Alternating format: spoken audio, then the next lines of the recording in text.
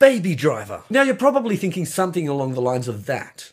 Get that image straight out of your head and bury it somewhere. This is not a kids movie. But if you're a film buff like me, there's a fair chance this one's been on your radar for a while. But why would a movie with such a cartoony sounding title, get that image out of your head, be something that the film loving community are looking forward to? Prime reason? Edgar Wright. Now, Edgar Wright is not what you'd call a director for hire. He's not a franchise director. He's what you'd call a genuine auteur, a creative filmmaker in control of his craft, with a unique voice and style. And for a studio-backed film with a decent budget, this film has his fingerprints all over it. A bit of a rarity in a franchise-saturated market. Okay, so it's got a good director, but what's the movie about? I'm glad you asked. Ansel Elgort plays the film's titular baby, which refers to the character's name, but it's also probably indicative of his unshaven visage and 20-something youthfulness. And yes, he's a driver of the getaway variety. So we find ourselves in crime thriller territory. Yes, but the genre is not quite that clear cut. More on that later. Kevin Spacey is the crime boss slash pseudo-father figure who continually sends him off on missions,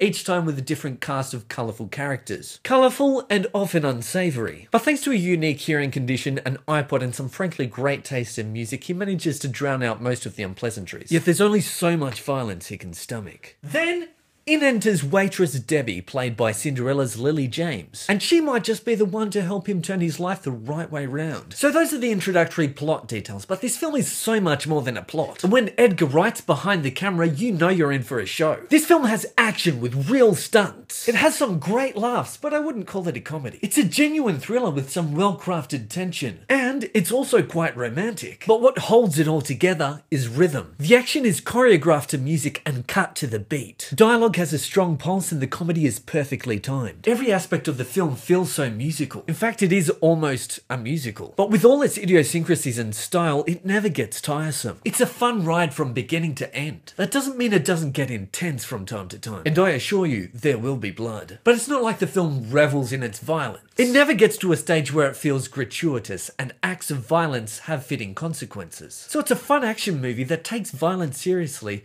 and it juggles its tones very well. But aside from merely holding itself together very effectively, it really connected with me. If I were a competent filmmaker, this is exactly the kind of film I would want to make. In fact, back in the day, I started writing this script for a film called Violent Violinist. It was about this reluctant hitman who was also a violinist, and the film was to be very musical, with action sequences choreographed to the likes of Vivaldi's Winter, and with the addition of some snappy philosophical dialogue. In my head, it was going to be a very cool movie. Alas, I'm not a filmmaker, I'm a music teacher. So thank goodness for filmmakers like Edgar Wright for making the kind of original films I want to see. This film is rated C for a classic.